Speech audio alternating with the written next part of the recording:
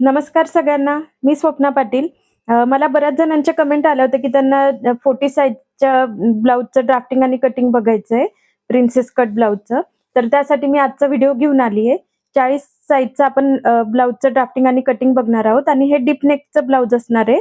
आणि आता आपण आधी इथे बॅक पार्टचं ड्राफ्टिंग करून घेऊ. बॅक पार्टचं ड्राफ्टिंग करण्यासाठी इथे मी डबल फोल्ड पेपर घेतलाय. इथे घडी आहे पेपरला आणि इथे ओपन आहे. इथे आधी आपल्याला एक स्ट्रेट लाईन ड्रॉ करून घ्यायची आहे वरती.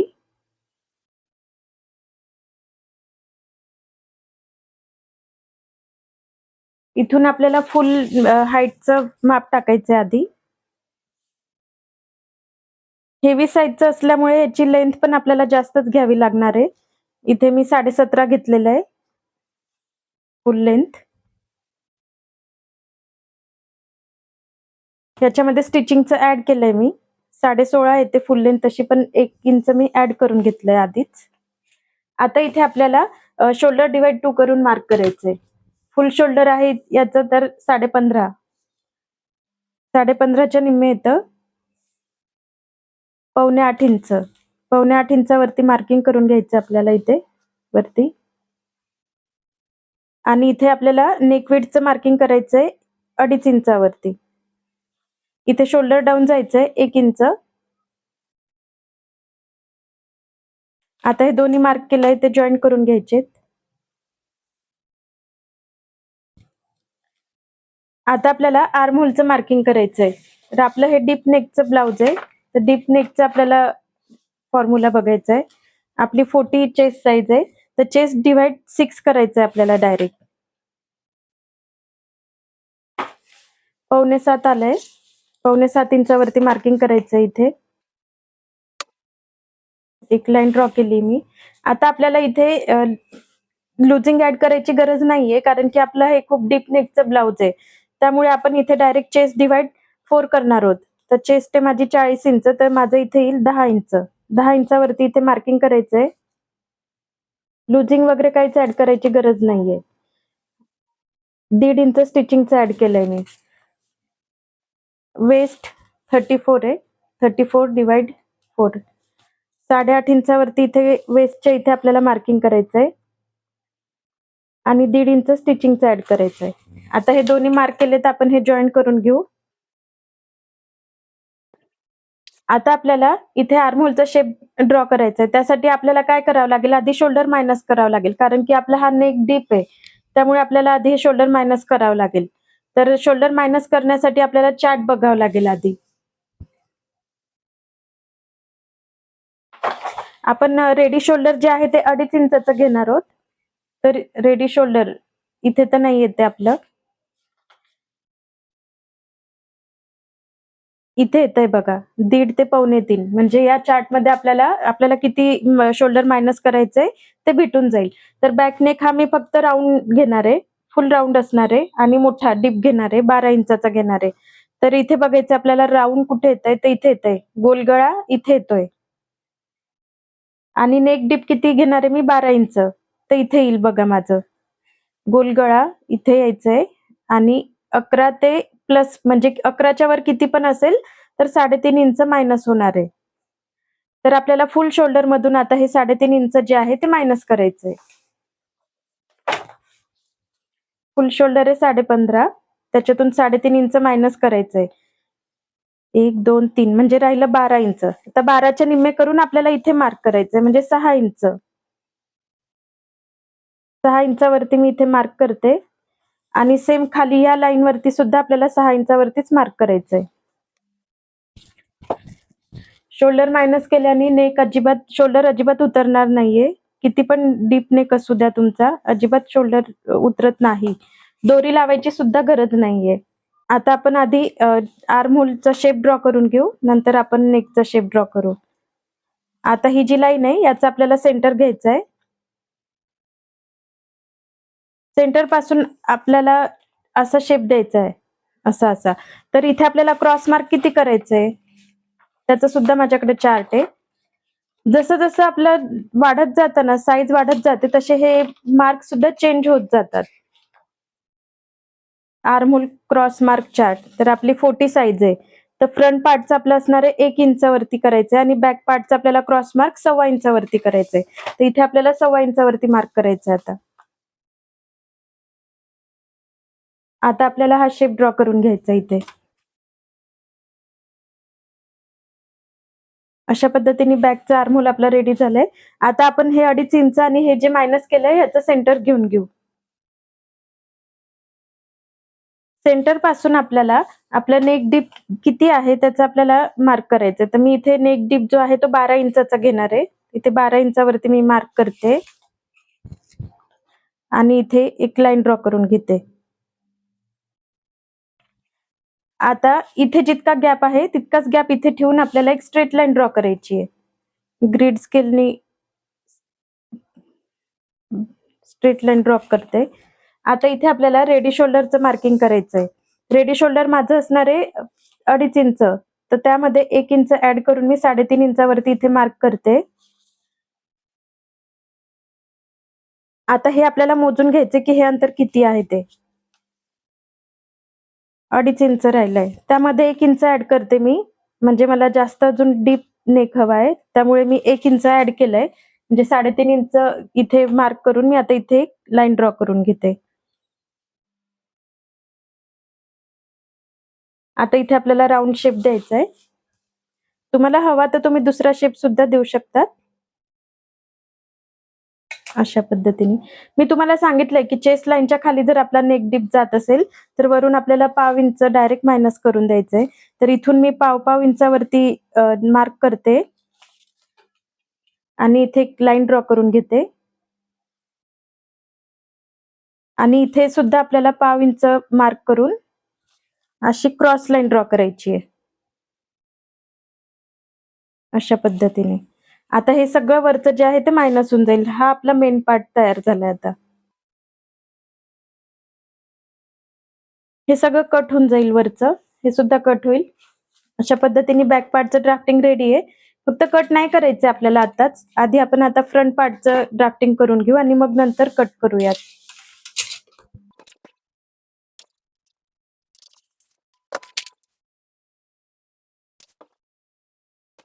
तर आता इथे फ्रंट पार्टचं ड्राफ्टिंग करून घेऊ. त्यासाठी आपल्याला वरती एक स्ट्रेट लाईन ड्रॉ करायची आहे.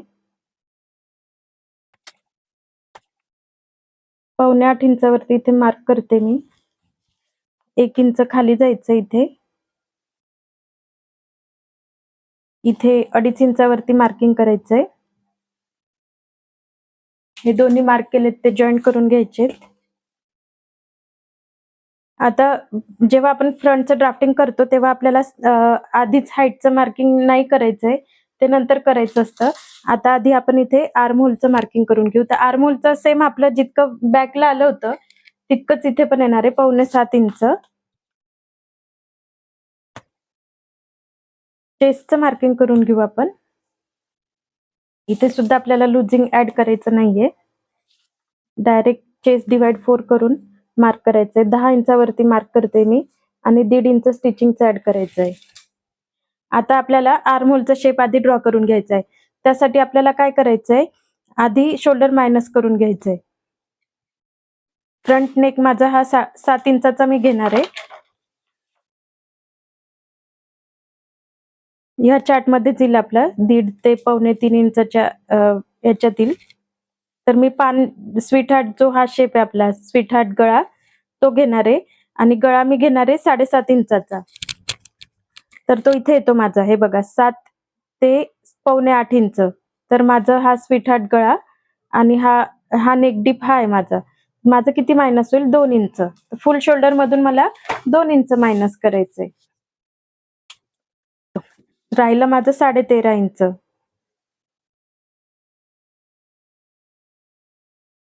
13.5च्या डिवाइड 2 केलं तर येतं 7.25. तर इथे आपल्याला 7.25 इंचावरती मार्क करायचंय. इथे सुद्धा आपल्याला 7.25 इंचावरती मार्किंग करायचंय. एक स्ट्रेट लाईन ड्रॉ केली मी. आता ह्या लाईनचा आपल्याला सेंटर घ्यायचा आहे. सेंटर वरती आपल्याला 1/2 इंच आतमध्ये मार्किंग करायचंय. फ्रंट पार्ट असल्यामुळे 1/2 इंच आपल्याला आतमध्ये मार्क करायचंय.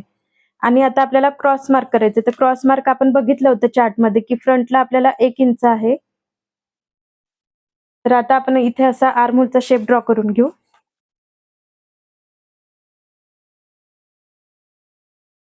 अशा पद्धतीने झालंय. आता आपण हे 2.5 इंच आणि हे जे आपण शोल्डर मायनस केलं त्याचं आपल्याला मिडल घ्यायचंय. तिथून सगळे मार्क करायचेत आपल्याला. हे सेंटर घेतलंय मी. आता इथून आपण आधी नेक डीपचं मार्किंग करून घेऊ. तर नेक डीप मी घेणार आहे 7.5 इंच. 7.5 इंच. नंतर आपल्याला शोल्डर टू अपेक्स वरती मार्क करायचे. तर शोल्डर टू अपेक्स वरती मार्क करायचं इथे 12 इंचावरती. आणि फुल लेंथचं मार्किंग करायचंय. 17.5 इंचावरती मी मार्किंग केलंय. इथे सगळे आपण जे हे केलेत, मार्क केलेले आहेत, तिथे आपण एक लाईन ड्रॉ करून घेऊ. ही शोल्डर टू अपेक्सची आहे. ही माझी फ्रंट नेकची आहे आणि ही फुल हाईटची आहे. आता आपण इथलं नेकचं पहिले कंप्लीट करून घेऊ. आता हे काय करायचं आपल्याला, इथे जितका गॅप आहे तितकाच गॅप इथे ठेवून आपल्याला एक स्ट्रेट लाईन ड्रॉ करायची आहे.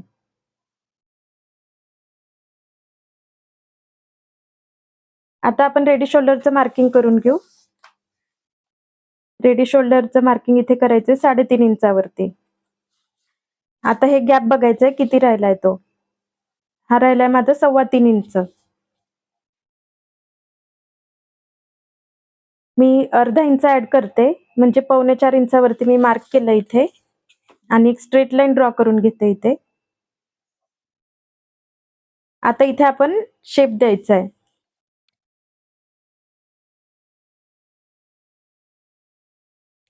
अशा पद्धतीने आपला फ्रंट नेक शेप असणार आहे.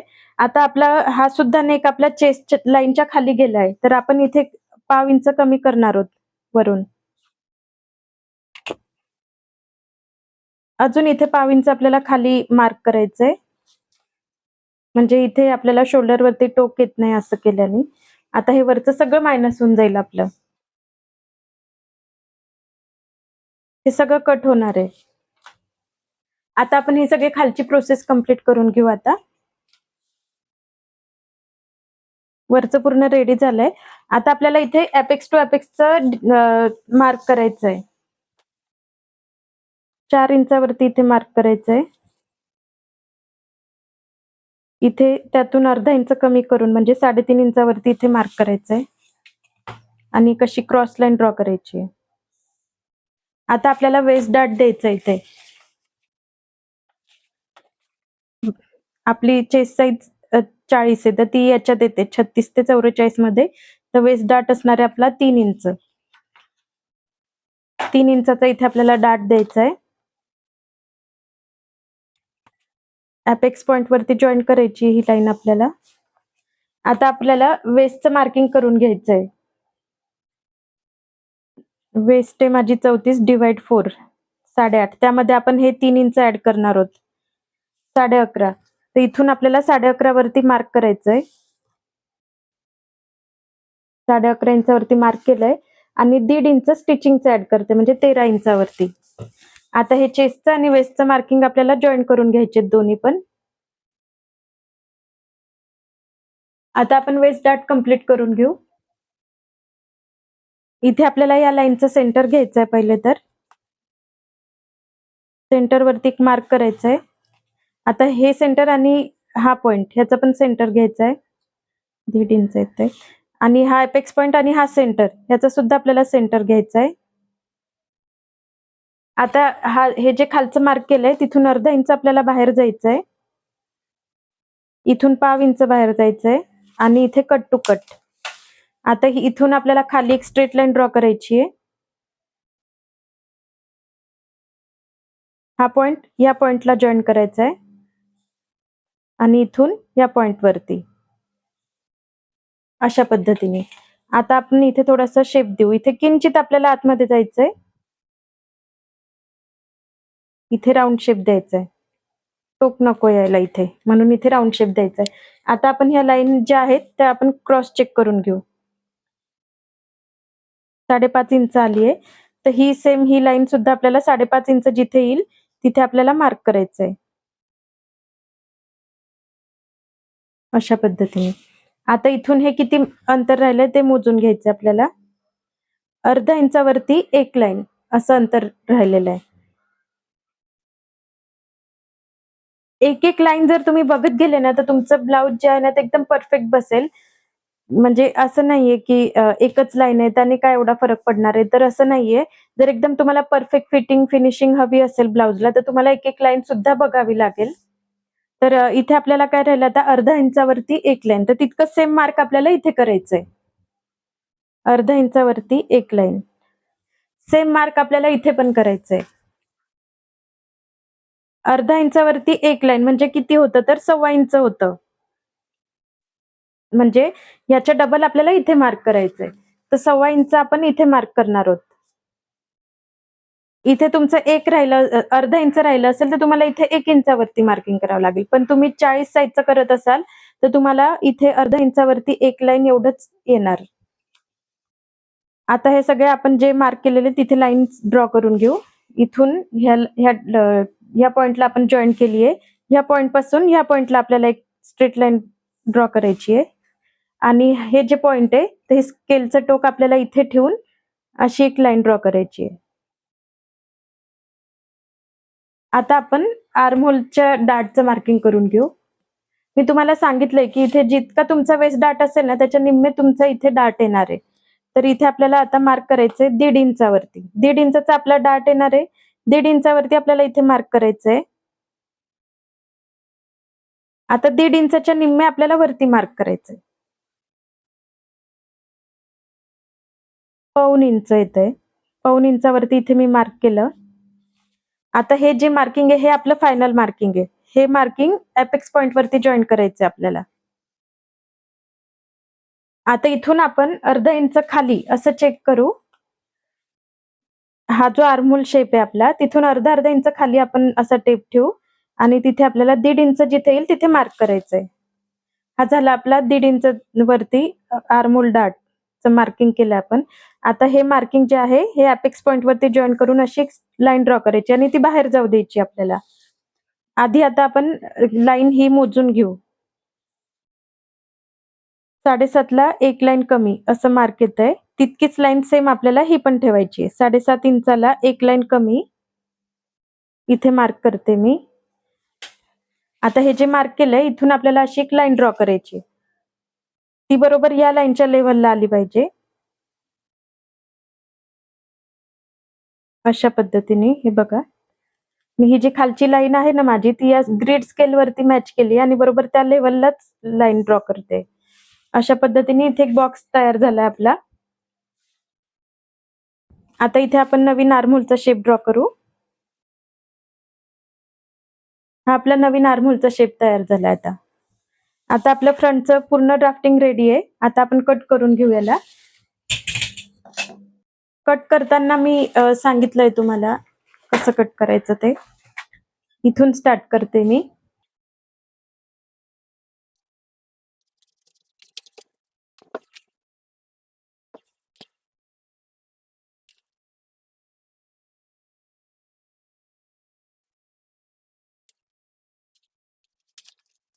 इथे आपल्याला दुरून कट करायचंय.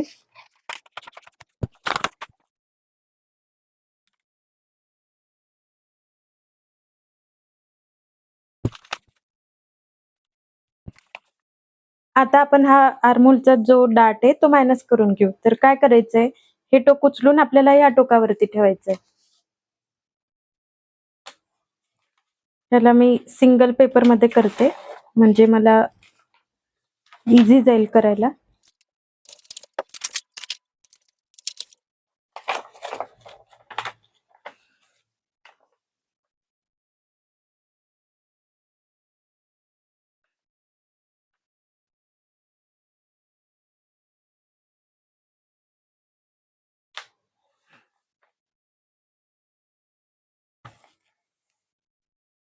अशा पद्धतीने आपला आर्महोल डार्ट मायनस झालाय. हे बघा बरोबर आलाय आपला आर्महोलचा शेप. आता हा कट करून घ्यायचा आपल्याला.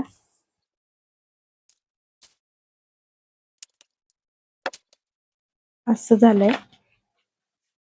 आता आपण हे मोजून ठेवू, म्हणजे आपल्याला याला लागेल स्लीव्हजला. तर स्लीव्हजचं मी तुम्हाला ड्राफ्टिंग कटिंग या व्हिडिओमध्ये नाही दाखवते, कारण की आधीच्या व्हिडिओमध्ये मी सांगितलंय तुम्हाला कसं करायचंय ते. अर्धा इंच आतमध्ये ठेवून आपण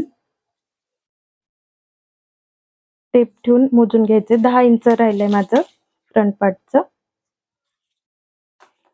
हे ब्लाउज मला स्लीवलेसच बनवायचंय, त्यामुळे मी ह्याचं स्लीवचं ड्राफ्टिंग नाही करणार आहे. आता ही जी लाईन आहे आपली, तर ह्याचा आपल्याला सेंटर घ्यायचंय. प्रिन्सेस कटचा शेप द्यायचा आहे आपल्याला. इथे बघा हा सेंटर. आता तुम्हाला जर हवा असेल तर तुम्ही याचं 1 डार्टचं ब्लाउज करू शकताय. रेडी आहे, तुम्हाला डायरेक्ट तुम्ही स्टिच करू शकता. प्रिन्सेस कट नको असेल तर तुम्ही डायरेक्ट अस्तर, मेन अस्तरवरती हा असा शेप ठेवून फक्त इथे अर्धा इंच स्टिचिंगचं ऍड करून डायरेक्ट तुम्ही कटिंग करू शकताय. आता इथे आपल्याला वरती जायचंय 1/2 इंच. हे जे आपलं इथे जॉईंट आहे तिथून आपल्याला अर्धा इंच खाली यायचंय. आता आपण प्रिन्सेस कटचा शेप देऊन देऊ. हा पॉइंट इथे जॉईन करायचा आपल्याला. कट करून घ्यायचंय. असं राऊंड करतच जायचंय, म्हणजे टोक नको यायला. आता हे मी थोडंसं इथे टोक दिसतंय ते कट करते, किंचित कट करते. हे बघा, एवढंच कट केलंय मी. हे बघा, आता पूर्ण राऊंड आलाय. तसंच ह्या पार्टचं पण. आता फ्रंट पार्टचं ड्राफ्टिंग कटिंग पूर्ण रेडी झालंय. आता आपण बॅक पार्ट घेऊया करायला. आता हा जो आपला प्रिन्सेस कटचा जो शेप आहे ना, तर तो आपल्याला घ्यायचा इथे. आपला बॅक पार्ट आहे, तर तो आपल्याला इथे ठेवायचा आहे. एक लाईन आपल्याला खाली इथे मार्क करायचं असं, आणि तिथे आपल्याला हा शेप ठेवायचा आहे बरोबर. लाईन वरती लाईन मॅच करायची आहे.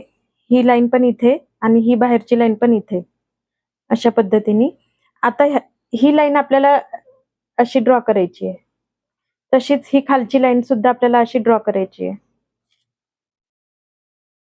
आता ही जी लाईन ड्रॉ केली आपण, ही आपल्याला आर्महोल वरती मॅच करून घ्यायची आहे. हे बघा, मॅच झाली. आणि ही लाईन आपल्याला इकडे थोडीशी वाढवून घ्यायची आहे, अशा पद्धतीने. आता हे अंतर मी मोजून घेते किती राहिलंय ते. 1 इंचावरती एक लाईन आलेलं आहे, तर तितकंच सेम मी इथे घेते. 1 इंचावरती एक लाईन घेते बरोबर. मी नाही वाढवलं याच्यामध्ये काहीच. आणि आता मी ही लाईन ड्रॉ करून घेते. इथे थोडंसं राऊंड शेप द्यायचा आहे, असं, अशा पद्धतीने. आपण इथे एक वेळ वेस्टचं मार्किंग क्रॉस चेक करून घेऊ. 8.5 इंच, कारण की आपण वरती गेलोय थोडंसं म्हटल्यावर आपलं थोडंसं वाढलं असेल. 8.5 इंच, एक लाईनचा फक्त फरक पडलाय. आणि इथून आपल्याला 1.5 इंच स्टिचिंगचं एक लाईन. ते आपलं स्टिचिंग मध्ये ऍडजस्ट झालं असतं, पण आपल्याला आता लक्षात आलंय तर आपण आधीच कमी करून घेतलं तर नंतर एवढा प्रॉब्लेम नाही येणार. आता ही फायनल लाईन आहे आपली. आता आपण कट करून घेऊ याला.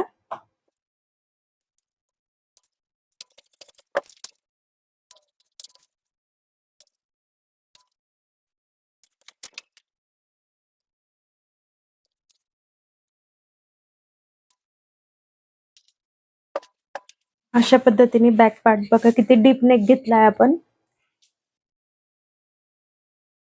तुम्ही पण सेम असंच ह्याच मापाने स्टिच करून बघा, आणि बघा अजिबात शोल्डर वगैरे उतरणार नाही आणि एकदम परफेक्ट फिटिंगला बसणार आहे हे ब्लाउज.